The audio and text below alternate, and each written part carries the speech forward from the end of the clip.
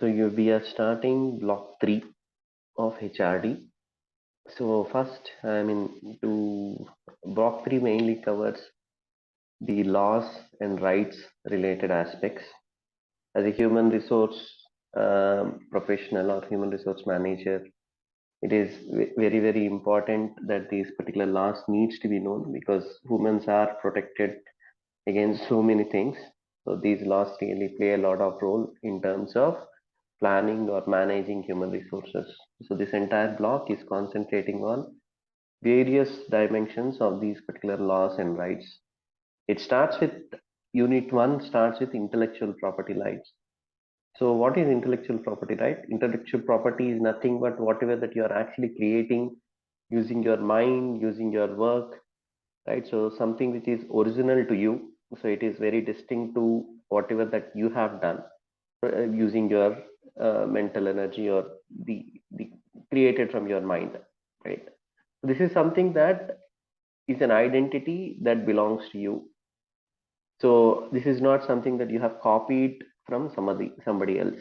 And so that is what is intellectual property. So it is creation from the mind which are original in nature, have not been duplicated from anyone from anywhere. So there are two categories of it. One is individual property, other is copyright. Right? Individual property is nothing but it is something that you have created which is having a commercial value, and it is something which is tangible, original. For example, anything which is like patents, that means inventions that you have, trademarks, industrial designs. So we talk about these particular aspects a little later. So this is something that which are tangible and related to commercial as well as the industrial related aspects. This is individual property. The second one is copyright. Copyright is more creative in nature. This is also something that is created from the mind. But when I say creative, we are talking about art, literature, novels, poems, films. These are all creative arts, right? So copyright really covers the creative arts. So these are the two types. So various laws and rights governs all these things. So we'll go through them one by one.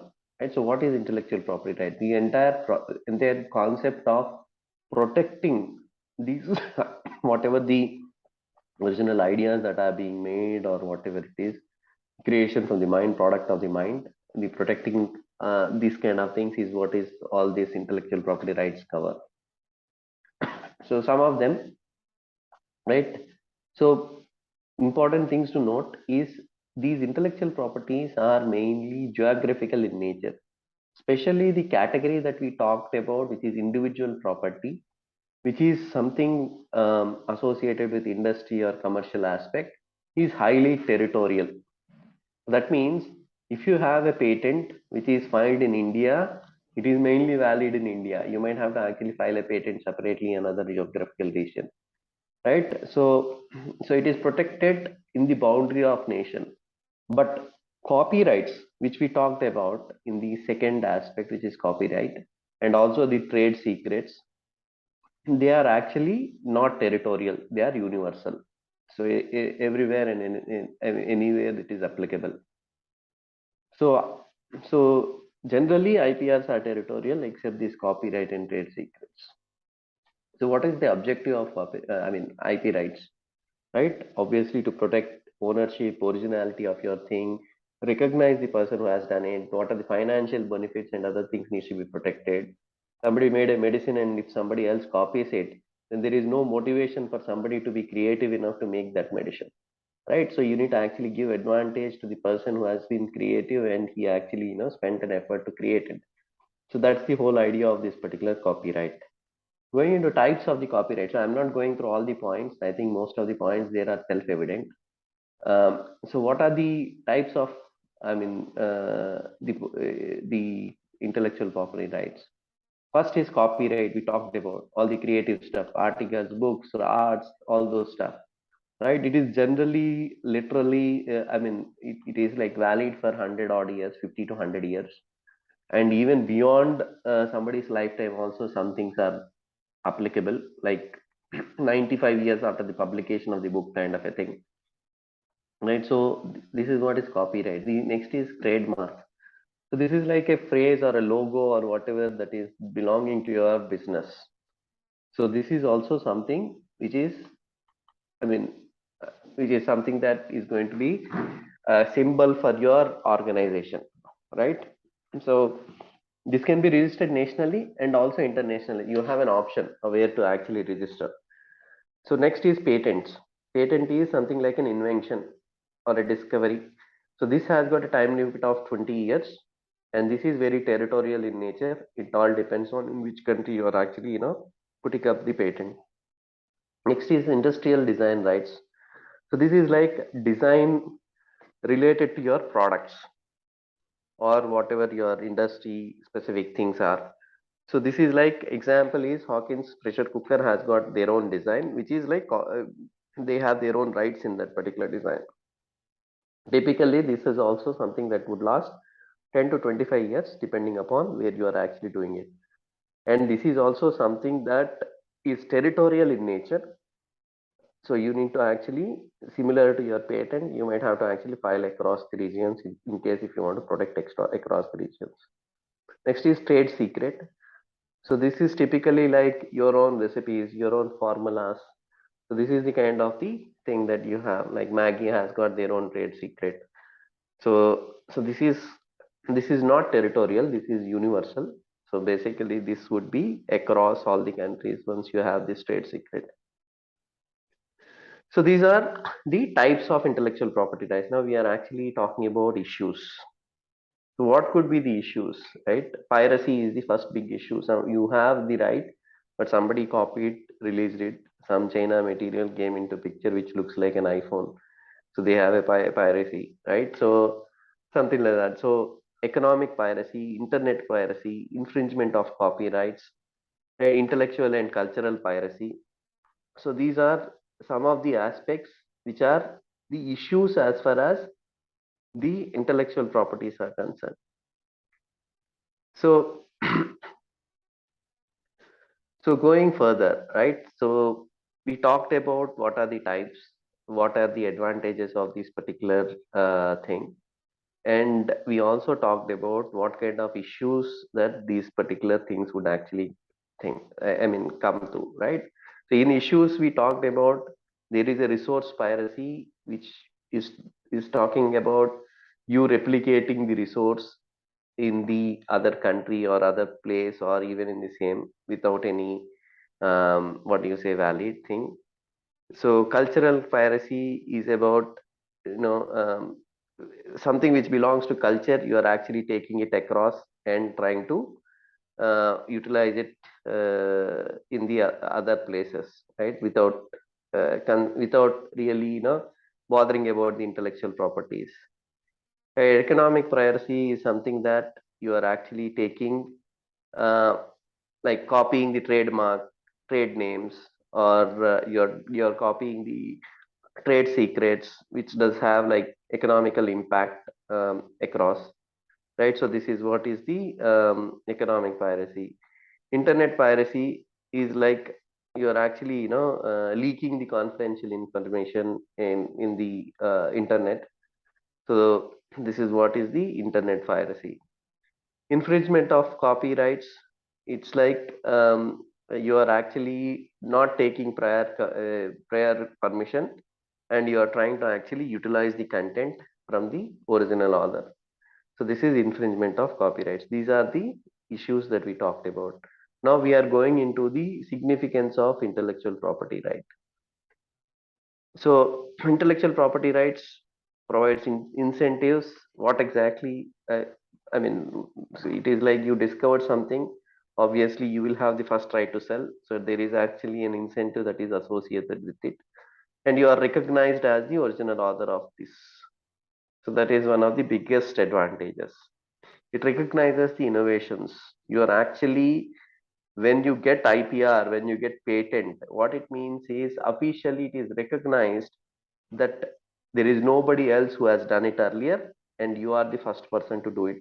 So it is like an official stamp which says that you innovated something the moment you get the patent, right? Similarly, the other things as well. It is an official stamp that it is actually unique and you are the first one, right? IPR adds the commercial value of the product. It increases the marketability. Obviously, if there is anything which is unique about your product, there is more chances of it getting the market, right? So those are the some of the significance of it.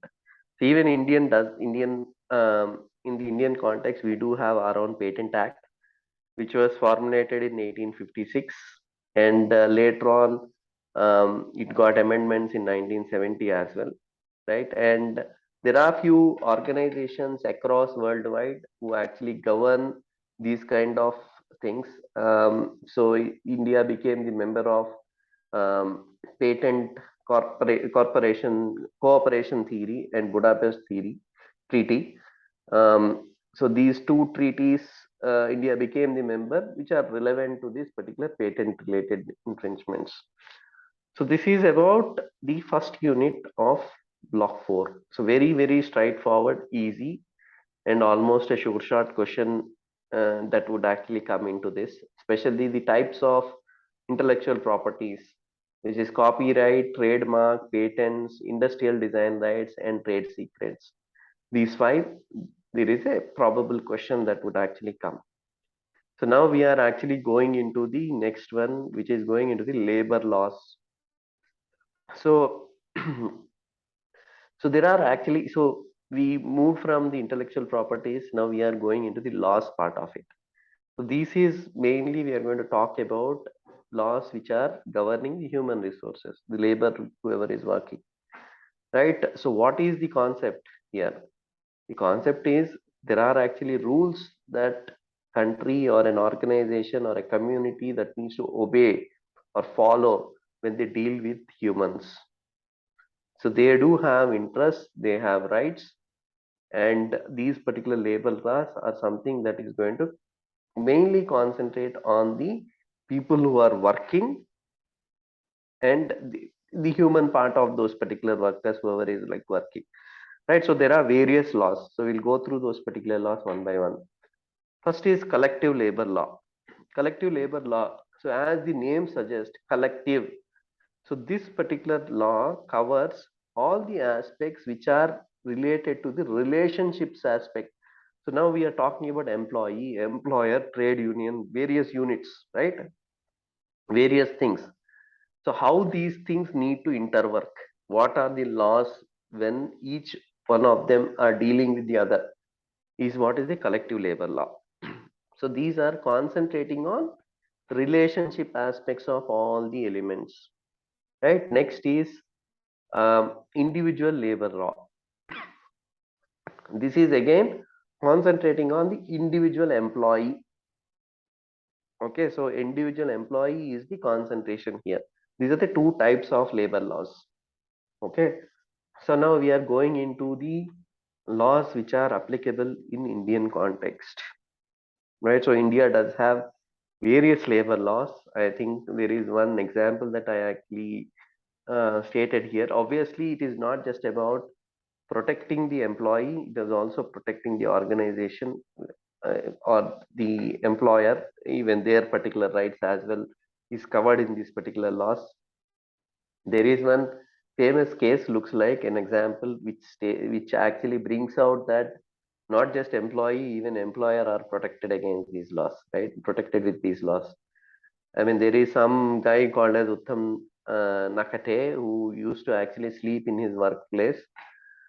So what happened is his manager found him sleeping multiple times in the factory during the work hours. So they decided to remove him from the factory. So we filed a case against the factory, saying that factory organization, saying that they removed him for wrong reasons. They can't remove him just for sleeping. So what happened? Bombay High Court gave a judgment in favor of employee. Basically, this Uttam guy got decision supporting him, saying that the organization was too, what do you say, rigid, and they can't really give such a big punishment just for sleeping. Later on, organization moved to Supreme Court, and Supreme Court gave the ruling that organization did it right. They have the right to actually remove employee because they already found him multiple times. So they have a right to actually remove. The seriousness of this particular punishment really depends on the organization context to context. So they did not support the employee here. The whole fact which I am trying to drive here is these laws are not just about protecting the employee, even employers are protected to some extent. So next, moving further, right? So we are going into these acts now. First is Factory Act. Before going into Factory Act, what is a factory, right? It is an industrial establishment which does have employees 10 or more carrying manufacturing activity. That is what is the definition of this act, Factory Act. So remember, whenever we are actually talking about um, any particular thing, right? So there are two types of organizations that it actually talks about. One is factory, the other is shops and commercial establishments. So factory we defined, it does have 10 or more employees and it is manufacturing something. Similarly, there is a shops and commercial establishments. So what it is, all the ultimate products wherever it is sold. This is selling points. These are the outlets. Outlets are covered under shops and commercial establishments. Acts related to shops and commercial establishments is separate. So we have Factory Act, we have Shops and Commercial Establishment Act separate. Okay, so Factory Act covers all the health, safety, welfare, etc., of employees within a factory setup. State government do review these particular standards and they keep on, I mean, basically making sure that the factories follow these things. So next going into, so this is about categories of industries and the relevant acts. Next we are actually going into the, the other acts, legislations, whatever that are, there. The first one is Industrial Employment Act. So what it does, so basically you using the name to some extent you can gather the information what this act could cover. This is talking about industrial employment. So that means it is targeting industries. What is an industry? Industry is employing at least 100 or more workmen. That is called as an industry. And so it talks about the conditions of the, so basically it says that the industry needs to have a clear conditions on the employee. Basically what is covered under his employment is something that they need to define it right. Okay, and if these particular conditions are called as contract, basically industry is supposed to have a contract with the employee, and this is the contract of employment, and industries has to adhere to this particular contract. So a contract could cover the salaries, could cover work hours, could actually cover what are the job requirements that they might have to do. But industry needs to have this particular contract in place while they are actually engaging with the employees. Okay, and these establishments are time to time verified. Okay, and something that the government really checks and certifies these authorities and certify these particular places using certifying authorities. So the industries actually come under this particular, they need to actually fulfill these conditions. So that is what is Industrial Employment Act, which was done in 1946. So when you come to the employees, what kind of employees does have within the laws, right? So there are three types of employees that in Indian context we have. One is government employees, second is PSU employees, third is private employees. What is government employees? We know they work for the government. So the laws related to government employees are different. For example, there is a constitution itself that covers their security, job security, pension, increments, all those stuff. Okay, so the way that the government employees are treated is separate, their laws are separate. Second, PSU employees. PSU employees are the organizations which does have support from government.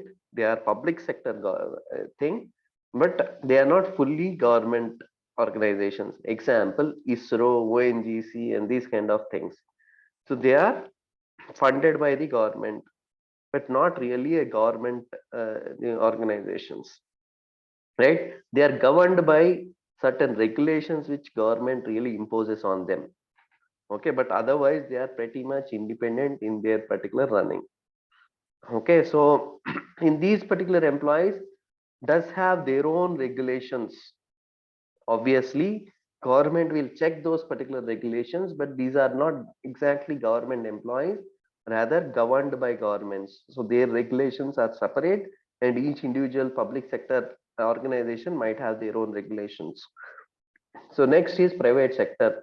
So these are the guys who are like not governed by the government or a constitution. So these are governed by a different set of laws altogether. Okay, so even here they have two different categories of employees. Even when it comes to the private sector, one is managerial cadre, the other is workmen. So basically white collar and blue collar employees, right? So workmen does have their own contracts. So especially this workmen does have lot of acts that are covered, because these are the guys who are actually most impacted for most of the atrocities or whatever it is. So they are like most covered in most of the acts, right? So that is about the types of the employees. Now we are going into again Indian labor laws. Okay, so there are set of labor laws as well from India point of view. So India, I mean, collective labor laws, we already understood what is collective labor law, right? So collective labor law is nothing but whatever covers these three major bodies. So the context remains same even in case of India. India do have these collective labor laws. Now we are going into the um, Industrial Disputes Act. Okay, so what exactly this Industrial Dispute Act is? Okay, so Industrial Dispute Act, so the name itself suggests, right? So it is talking about disputes. So what it is talking about? Disputes between employees, employers, trade unions. So under what it covers? Now we talked about collective law, right, which actually covers all the tripart agreements kind of a thing. Industrial Dispute Act is one of those collective labor law. Okay, so it really talks about how exactly these conflicts needs to be dealt with, and it also says that company cannot fire employees without government approval. In case of these kind of conflicts, they need to have government approval. Okay, and at least 100 workers or employees need to sign the contract saying that yes, these so and so employees can be removed in case if there is a removal that can be done. Okay, so conflict or difference in opinion could result into multiple things. Basically, employees might not really come to office. There could be a lockout of factory that could happen. Okay, so what it means is there could be a stoppage of work and production is stopped, and the sales of the company would be impacted.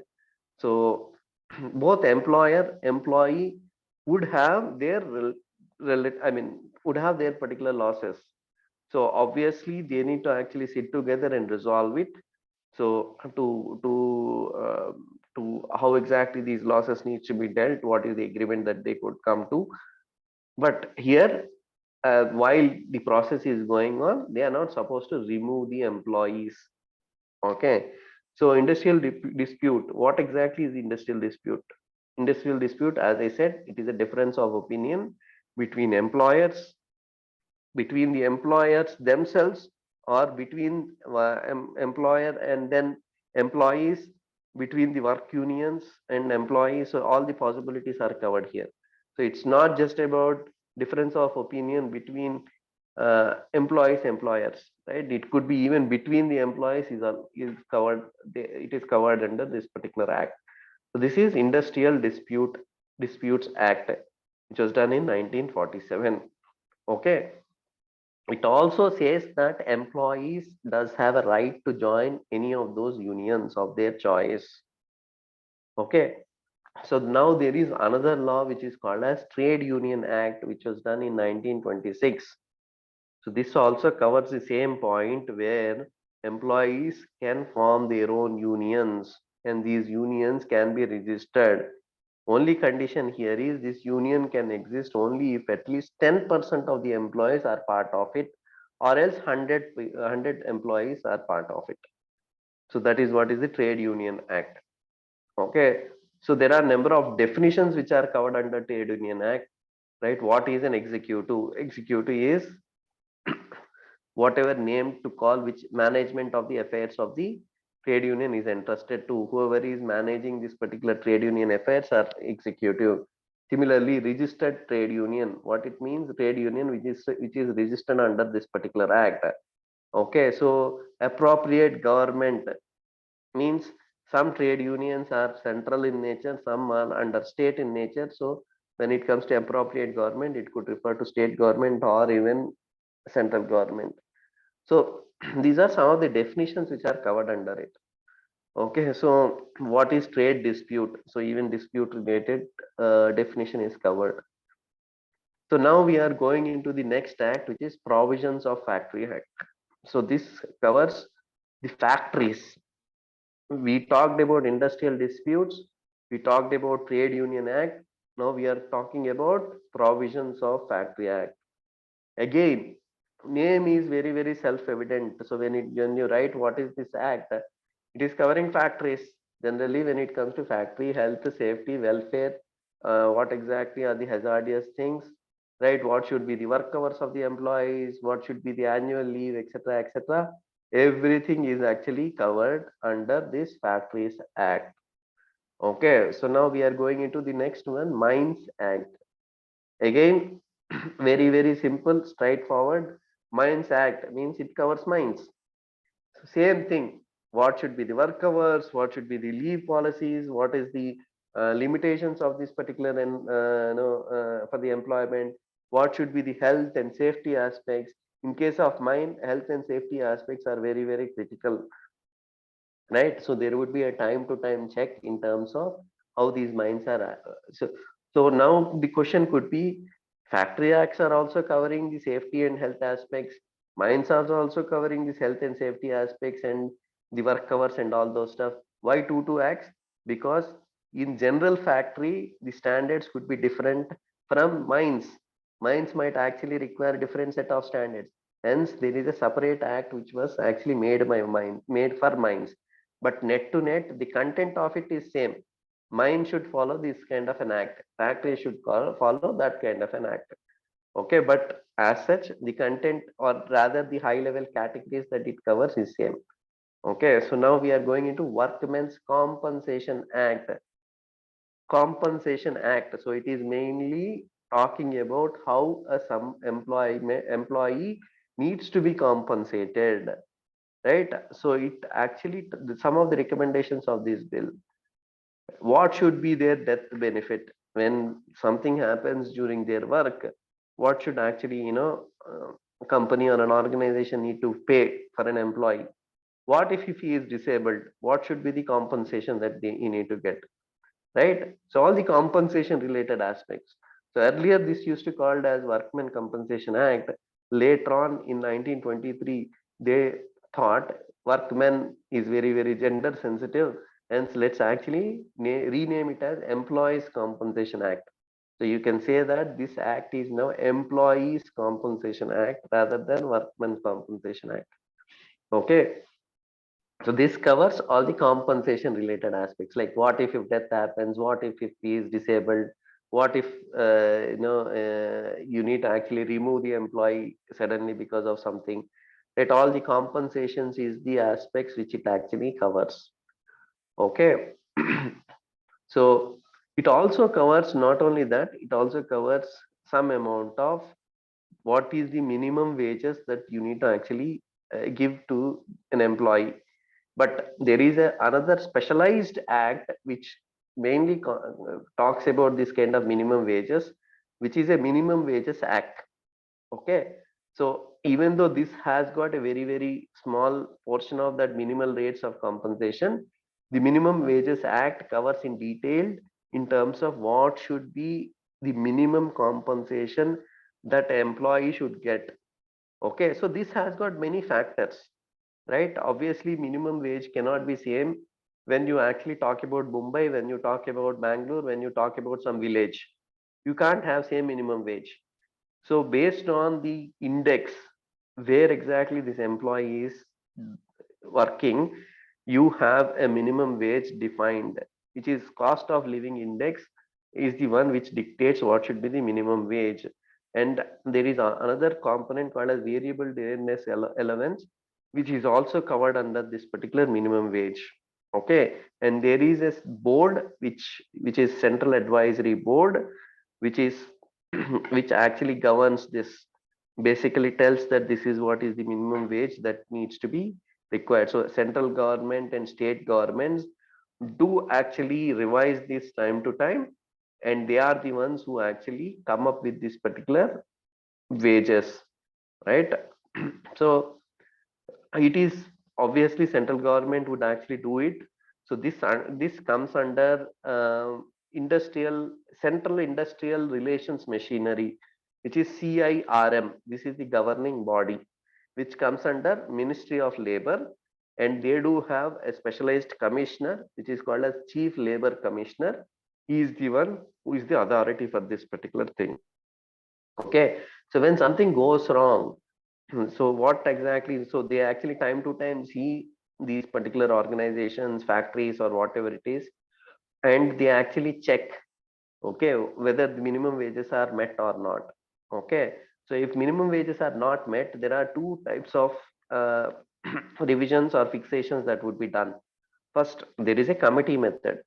Okay, so what it means, government will actually keep a committee and they will check, do the recommendations on the fly, saying that this is what you need to do, and they fix it. So go and fix it. Second is notification method, where you they will actually send notification to the relevant organization, okay, on government proposal, saying that this is what you need to fix, this should be the minimum salary, and they give time of 2 months etc to actually enforce those particular notification, whatever that is actually given. So committee method and notification method are two types of methods to fix or revise these minimum wages. Okay.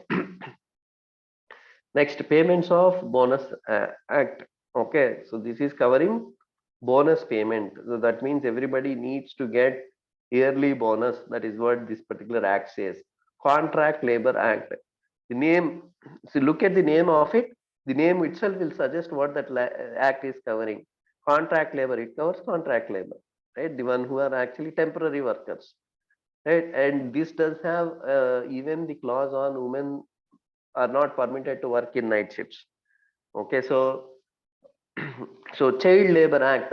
So this is talking about you should not really, it is illegal to have child to work in industrial or factory or any kind of such um, things, right? So next, we are going into emergence of international labor laws. So we covered all the Indian. So now we are actually going into foreign territories, which is international labor laws.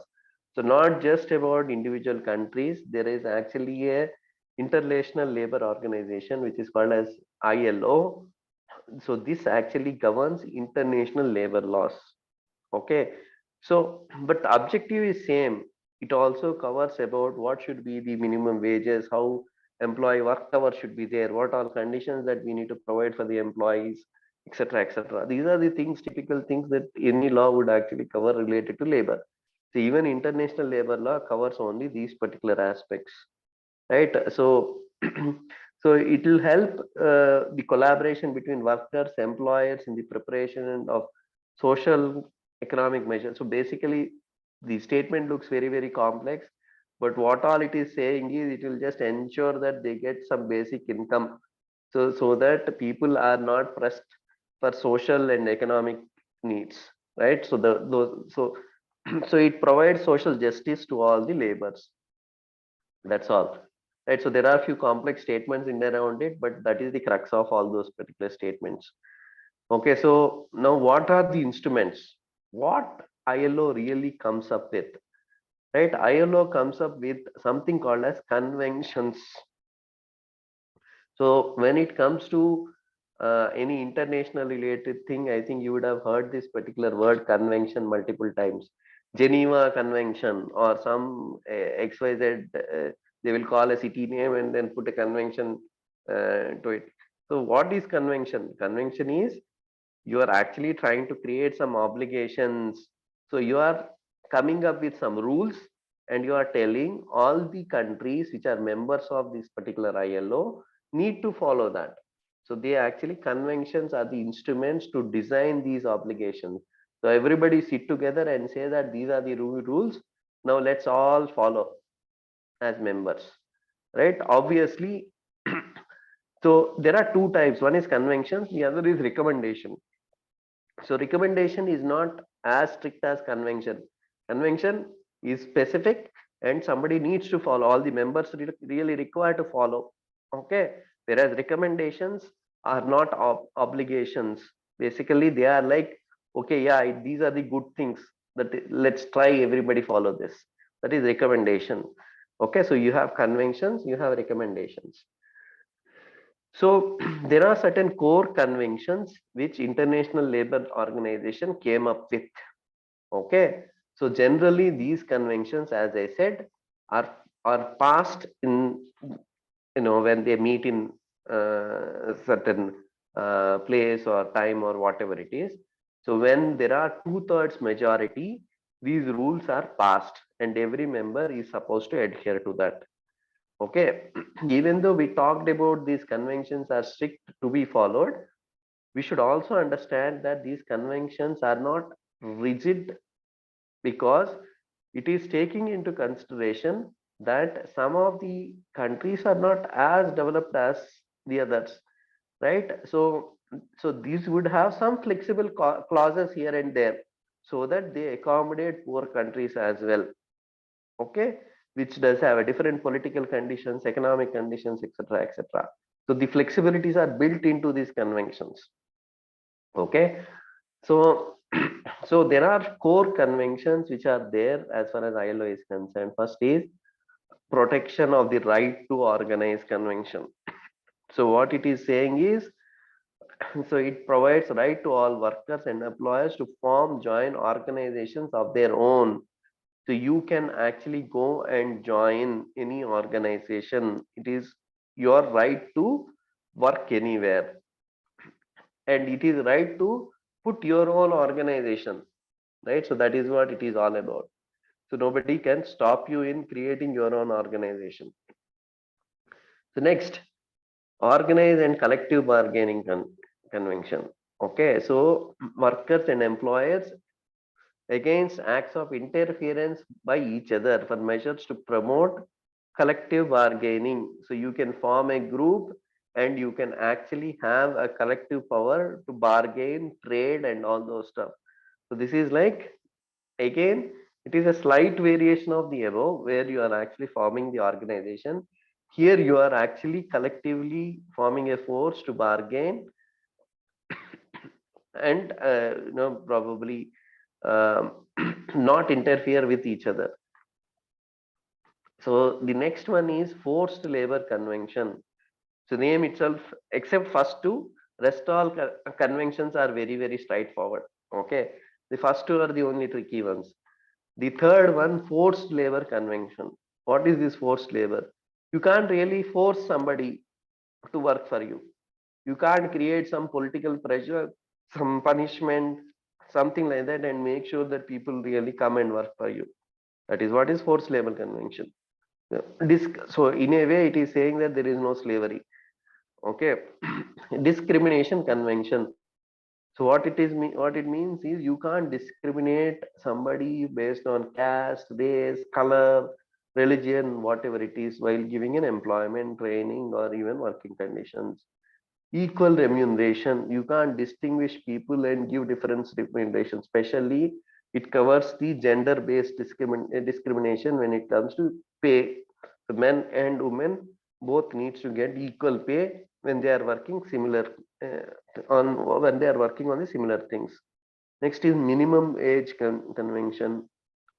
So this is avoiding child labor, right? So there is some minimum age which is 15 years. You can't really employ people below this particular age.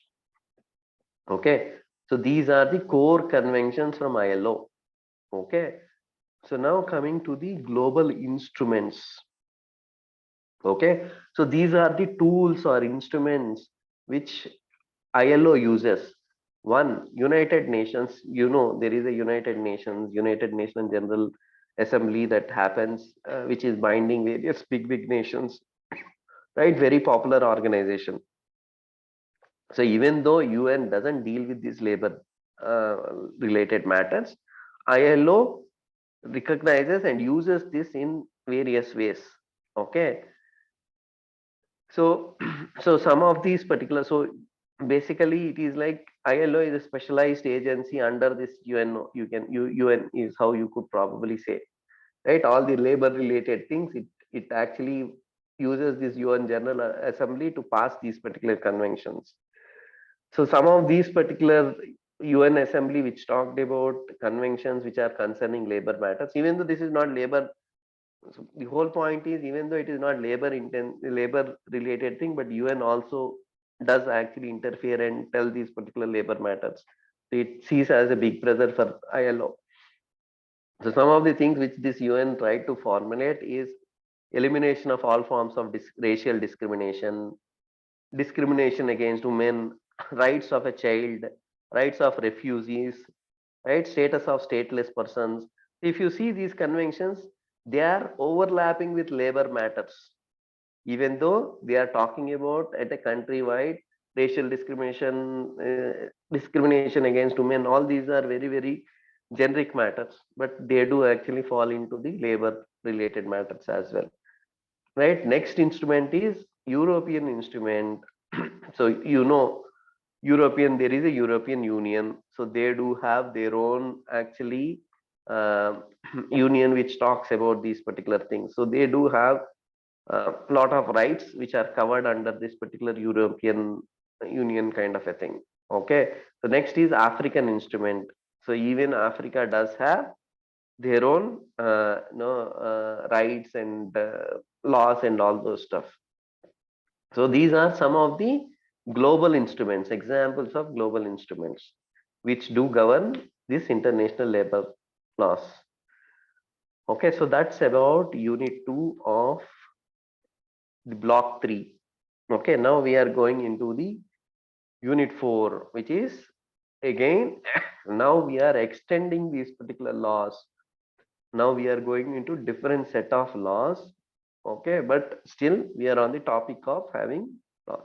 So if you see, most of the laws that we covered in last unit are very industry centric, like what should be minimum ages, what should be the conditions, health and safety that needs to be provided, what is the discrimination or fact which organization need to be doing. So now we are actually covering the individual oriented laws. So we are going to start with workplace violence. Okay, so here, this is what is workplace violence.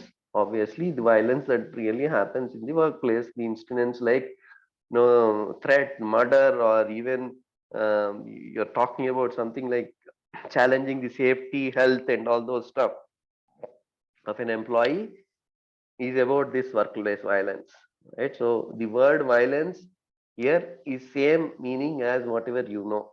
Okay, the violence that happens in workplace is workplace violence. Okay, so it is like it has a very severe alarm basically. It ultimately affects the whole quality service of the employees and output of the organization if these workplace violences are not dealt with, right? So there can be various types of violences, right? So it could be criminal in nature. Criminal is what I mean, very serious offense that we are talking about, which could be like I mean a theft or drugs or immoral wealth. All these things would actually come under this particular thing, right? All the criminal acts. Service user violence. Okay, so what it means, so you are supposed to provide some service but you are not providing it. and you are torturing somebody by not providing it, right? You need to actually give something under some conditions, right? You are not really, giving it. Hence, the other user who is supposed to get the service, he is having an emotional conflict. He's having he's having a frustration and all those stuff. Now he became the victim of it. So that is what is service user violence. Okay. So this is in the context of employee and employer. So employer is supposed to provide certain services which he is not providing to the employee. So now worker on a worker violence. We are talking about two individuals fighting within the organization, right? So this could be a physical punching, kicking, whatever it is, right? It could be even, it can go up to murder of it. So this could be various at various levels, right? So this is the type of violence where we are talking about worker on worker. So these are the three types. One is criminal violence, which we are talking about all the criminal offenses, service user violence, worker on worker violence. These are the three types of workplace violences. Next, what are the effects of this workplace violence? Right? There are physical effects, there are psychological effects, there are business effects. So physical effects, I think I don't have to explain any of these terms. Physical, or somebody is having an injuries, etc., near death situation. Psychological, somebody is traumatized. They have like stress, extreme stress, and they have that depression, fear, insomnia, etc., self blame, all those stuff. Next is business effects, right? So what are the business effects? Because of this particular violence, your organization is closed, certain units stopped working. So those are the kind of business effects that could actually happen. So now we are going into the how to prevent this workplace violence. We talked about types, we talked about effects. Now we are going to talk about how we are stopping them. Okay, so first you need to have proper policies in place so that people really refer these particular things and it really the situation doesn't escalate till this particular point, right? You need to have training programs, you need to train people, create awareness saying that this is something that you can do, this is something that you can't do. Recruitment policies, while recruiting itself, check their criminal background. Don't really recruit everybody and anything without even checking, right? You need to check their biodata. Identify warning signals. In case if you find something which is like susceptible or something that no, this is something that is wrong, identify those warning signals well before. These are the four things that you can do. Formulate norms, policies, train people, recruit in the right way, identify the warning signals. Next, going into the steps. So first is preventing. We are talking about preventions. Now we are going into the steps of detecting. Okay, so there are certain characteristics that you have as a red flag. If you are actually trying to sense some danger, there is some red flag that it talks about. Okay, so these red flags are something that could actually have denote something which is wrong. Okay, so first and foremost, which is very very controversial in saying, male between 35 to 55 years old. So this is looks like these are the probable candidates who actually do a lot of such mishaps. Okay, so midlife transition, dissatisfied life. So if you feel that there is somebody who is dissatisfied in life, there is a chance that they might actually do something which is unlikely, right? So loner, there is no support system to them. Even they can be susceptible, right? Somebody with low self-esteem, okay, and somebody is working in jobs which are like having high turnover, like every 2 days employees were leaving, kind of a thing. Okay, disgruntled during the employment.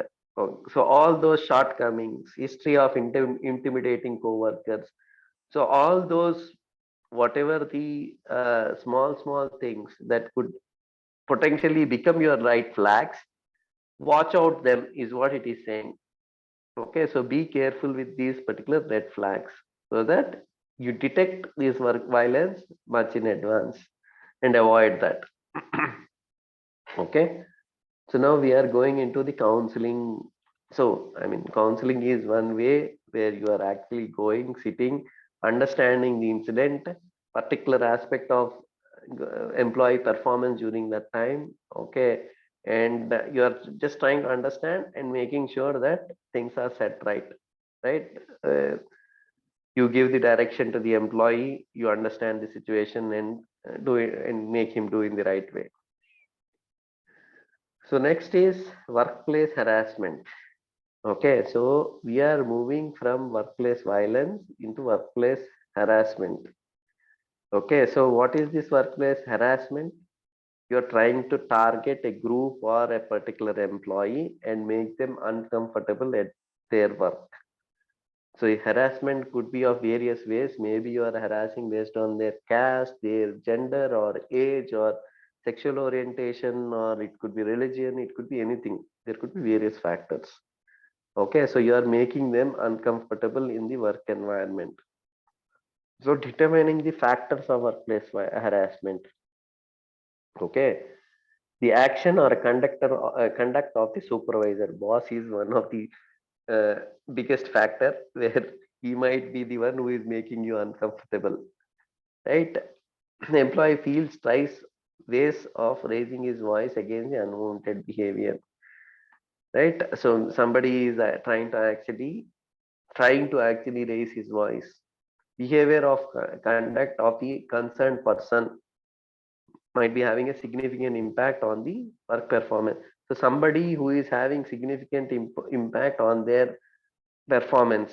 So these are the factors that you could recognize, right? The first, boss is somebody who is bully. Two, you feel that somebody is trying to say something. Three, you are seeing that their behavior has changed. These are some of the factors to predict or determine that there is some workplace harassment which is going on. What are the types of workplace harassment? So there are three types of workplace harassment. One, workplace bullying. Two, workplace discrimination. Three, sexual harassment. So the names are very self-evident. What is bullying? You are trying to actually, so you are pulling somebody. Okay, so you are just probably using certain characteristics of that particular person. It could be age, it could be, religion or whatever it is. You are trying to actually bully him on these particular things, right? It could be mistreatment based on some verbal abuse, or threatening them to threatening, or it could be even humiliating and in front of others and those kind of things, right? So this is workplace bullying. You are, so in this particular case, bullying, I mean, somebody answered, said that it could actually it could be repeated. So you could have like bullied multiple times in long duration. It could be like in a very aggressive way you could have bullied, right? So these are all characteristics of bullying is what he talked about, right? So now we are going into the types of workplace bullying.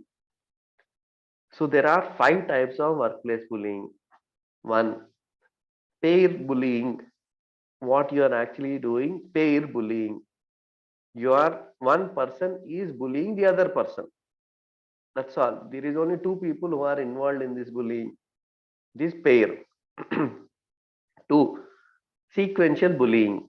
What is happening? So this is like one serial killer bullier who is like bullying one by one employee, okay, and trying to take them down, right? So this is like a serial killer trying to serially bully various employees. Okay, yes, आज ये हो गया, कल वो हो गया, परसों वो हो गया, something like that. Group bullying. Here we are talking about somebody forming a group, whether it is a formal group or informal group, and they are trying to bully a particular person or some other group. Okay, so this is like a gang. Typically, I think it reminds of the college setup where set of group of bad boys trying to actually bully juniors or some girls or whatever it is, kind of a thing, right? So pressurizing or coercive bullying. So here, boss is trying to bully his subordinate to maybe work beyond work hours which are designated, or put some unrealistic work pressure and those kind of things. Cyber bullying, where we are talking about bullying using all the technology oriented ways, where it could be via emails, it could be like, you know, so all these cyber related aspects, using that, if you're actually trying to bully, it is called as a cyber bullying. Okay, so it could be emails, it could be short notices, or you might be sending some junk mails or some WhatsApp forwards, and all those stuff comes under cyber bullying. Okay, so now we are talking about acts or behaviors involved in bullying. So what all we covered? We covered what is workplace harassment. In that, bullying is one of those particular workplaces. I mean, harassment. Okay, and in the bullying, we talked about. I mean, we talked about the types of bullying. Now we are talking about what are the acts or behaviors involved in bullying. So, threat to professional status. Okay, so basically you are targeting their professional work. You are bullying based on their work. Okay, their effort which they have put professionally. Second is threat to personal standing. Okay, you are trying to target their own personality, where you are actually making jokes of their maybe political orientation, or maybe the way they look, or the way they talked, and those kind of things. Okay, you could probably put jokes, tease them, insult them under in a big group, and those kind of things. Seclusions. This way of bullying is, this is the only thing which appear different for me, where seclusion, what you are doing is you are deliberately keeping an employee and not giving him an opportunity to work. Maybe you are trying to isolate him. Okay, you are not giving some information. Sabko mail bhejiye, and not really send any mail to this guy, so he doesn't know what to do, and then you actually say that you haven't done. So something like that, right? So so purposefully secluding an employee is what is seclusion. Next is workplace discrimination. So now we talked about workplace bullying, one type of workplace harassment. Now we are talking about second type of workplace harassment, which is workplace discrimination. Okay, so workplace discrimination is, the name itself says, it is discriminating based on the gender, caste, religion, etc., language, all these things. You're not supposed to discriminate an employee on any of these factors, right? So what kind of discriminations, um, determining the discrimination? So discrimination could be, I don't know. So it could be like, you might actually create some kind of intentional emotional distress, harass, right? You might actually invade somebody's privacy, right? Disclosing certain details to others, like for example, sexual orientations and all, talking about somebody's sexual orientation in the public. So those kind of invasion of privacy can happen. Defame them. You could actually interfere with their contract, so you might actually have some wrongful terminations. All these things under comes under discrimination.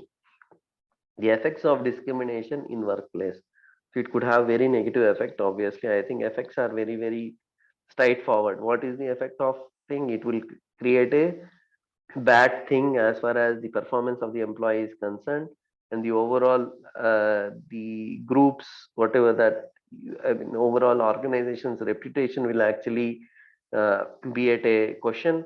and the employee who is working, who is getting discriminated, his commitment would actually go down. Okay. And overall he might actually leave the organization, and it can create some hostile conditions within an organization. So now we completed workplace discrimination. We are talking about the third workplace, harassment, that is sexual harassment. Okay, so the name is very evident, where you are trying to create uh, bias, or even you might actually threatening somebody or pushing somebody on the basis of sex, right? So it could be like you might be offering certain rewards for the sexual favors, right? Or you might actually be showing some sexual gestures, or your behavior might be which is unwelcoming behavior, trying to do a physical contact, or showing pornography, or any kind of a verbal or non-verbal sexual conduct. So this is all covered under sexual harassment. Okay, so there is actually an act which covers this particular sexual harassment, and it is one of the fundamental rights of women to have and it is covered under article 14 of the constitution, that they have right to live with dignity. So that this sexual harassment is covered over there as well. So it's a uh, very much covered both by the law and also from the acts and various uh, other angles. So steps to prevent. Okay, so basically you need to make sure that everybody knows what is not to be done. So you need to have proper circulars, notifications, articles. Okay, so you need to actually take relevant steps which are mentioned in certain acts. For example, there are certain processes that company would really have to adhere, and these are covered under acts, and companies need to actually follow those particular acts. Okay. And you need to make sure your work environment is not hostile to any human employee, and you have like um, so you have like a reasonable environment so that they can work freely, right? So certain policies, norms, as well as disciplinary actions needs to be taken. I mean, if there are any discipline actions, define them properly, say, these are the policies, these are the kind of disciplinary stuff that we could actually take. Form a committee within an organization, allow people to actually complain in case of there is any harassment, and do take relevant action when there is something that is coming to the notice, right? So there are some of the laws which actually cover, as I said, this is well covered under laws and acts. Workplace Compensation Act. Okay, we already read in the other unit, if you remember. It covers all the compensation related aspects like disability, death, and all those stuff. So even this does have the some of the sexual harassment related compensations as well. Okay, so what it means is, if there is a person that is found, he is actually punished, he can be punished. So one of the sections, section 294, talks about punishment for a person or a group who does show this obscene act, who does actually conduct this particular obscene act, right? Or sing or utter some bad words in public space. 354, it also talks about imprisonment for actually crossing or intending to cross, I mean, outrage her modesty, or knowing it likely that there will be outraged her modesty. So basically forcing any woman or intending to outrage her modesty is covered under 354. So 509 is also talking about, you can't even talk or utter certain bad words, right? So show any particular gesture intended, I mean, especially against women in this particular case. So we have 294, you have like 294 covers obscene behavior in public space. 354 covers any what do you say as force on any woman. 509 covers even words. Even words needs to be very careful. So even verbal stuff is also something which is covered there. So now we are talking about the next one, indecent representation of Women Prohibition Act. Okay, this is another act. Okay, which actually says that if an individual harasses any other woman by books, photographs, paintings, films, pamphlets, packages containing indecent stuff, they could be punished and put in under bars for minimum of 2 years. Okay, federal law against law age discrimination in Employee Act. Okay, so this is another act which actually covers or bans any prohibitory statements, notices, job notices, or advertisements, or anything like that, right? And Equal Pay Act talks about discrimination based on the sex on the pay. You should have equal pay respect of the gender. So this covers unit 3 of block 3 of HRD. So now we are going into the last unit, which is laws related to human rights violation. So this is mainly talking about what are the basic human rights. Okay, so what is a human right? So it is like concept of, so as a human, you are born with certain rights, right? Being human is your basic thing. So all the core aspects to be a human is something that are covered under these particular human rights. So there are certain fundamental rights and there are few extensions as well. There are rights which are not so fundamental, but still there are rights which are covered, right? So fundamental rights human have by the fact of being human. Okay, so government is not supposed to, government or any other person, they are not supposed to infringe these particular rights, right? So so these are regulated or rather periodically updated in various cases. We started with 5 fundamental rights, now we are 6. In between we were 7 as well. So so now we have 6 fundamental rights which are actually governed under uh, Indian fundamental rights for that matter. So not just about Indian, there is something called as a universal aspect as well. So it is like Universal Declaration of Human Rights, UDHR. So this is again talking about the same fundamental rights, but this is at a global level. Okay, so all the member countries, similar to that ILO concept, they are supposed to adhere to this particular UDHR. Okay, so there are two basic treaties that happened under UDHR, which is one is covering civil and political rights, the other is covering economic, social, economic, and cultural rights. Okay, so two rights that really passed as far as this UDHR is concerned, do basic treaties. Okay, so this is brought in again by UN. Okay, United Nations brought this particular UDHR, which is Universal Declaration of Human Rights, and obviously UN came into existence post World War II. Right? UDHR, for example, it says that there is no slavery, you should not torture somebody, they are like all are free, don't discriminate.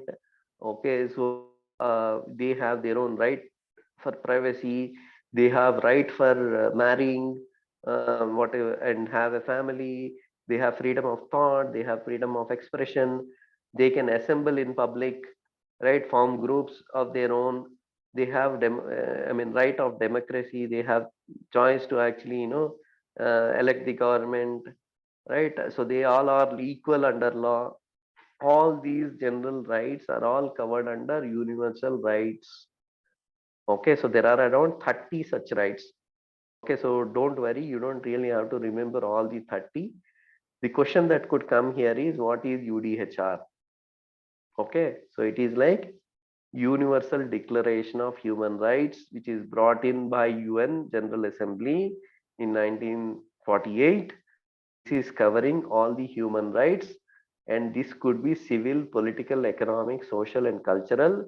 Civil and political does have one set of rights, and social, economic, and cultural does have another. So these are two basic treaties that came into picture. That's all you need to write, and there are around 30 such rights which are covered.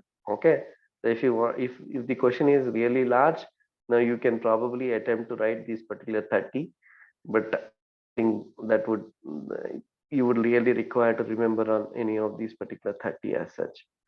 Okay, so it is asked as 3 marks questions once upon a time, which is June 2019. That's all. 3 marks question. So now we are going into the laws related to human rights in India. As I said, we have 6 basic fundamental rights in India. One, right to equality. What is right to equality? We are saying that all are supposed to be equal. You cannot discriminate based on caste, religion, sex, color, all these things. Okay. So Article 14 covers discrimination based on caste, color, language, religion, and all those stuff. Okay. Article 15 covers no person should be discriminated based on caste, color, religions in social or public places. Okay, so Article 16 also covers this particular discrimination in matters of employment. Article 17 covers the untouchability aspect. Article 18 covers, okay, no special privileges will be given, like Raj Bahadurs, Khan Bahadurs, etc., etc. These titles are removed, abolished, so that there is no discrimination. So Article 14, 15, 16, 17, 18 are the ones which actually cover. Article 14, there is a movie as well, okay, which covers this particular Article 14. So now, rights to freedom. What is right to freedom? Everybody is free to express their own feelings. They have freedom of speech and expression. Okay, so it could be press, it could be just people gathering and having an assembly, which is peaceful assembly. Obviously, you can't have violence in groups. Okay, and you can have your own unions, associations. Okay, and you can freely roam around throughout the country. You can just join job anywhere in any organization throughout this entire country. All these freedom related aspects are covered under rights to freedom. Third is rights to exploitation. So this is like you are not supposed to exploit. It could be children, it could be, I mean, women or whatever it is. So it covers all the exploitation aspects, right? Trading human beings itself is covered under this particular thing. So especially children aspects, child labor is something that is covered under this particular right. So you cannot exploit anybody. Okay. Next is right to freedom of religion. You are free to adopt any and practice any religions. So there are 4 articles which declare this particular thing. So all the religions are equal before the state. No religion shall be given preference over the other. Now, fifth, we are talking about rights to constitutional remedies.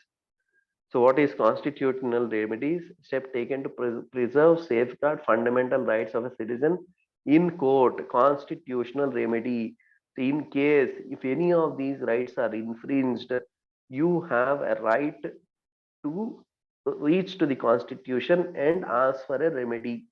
So that means you can go to the law, you can go to the court, you can actually ask for justice. That is your right, asking the justice, right, and fight for your own justice.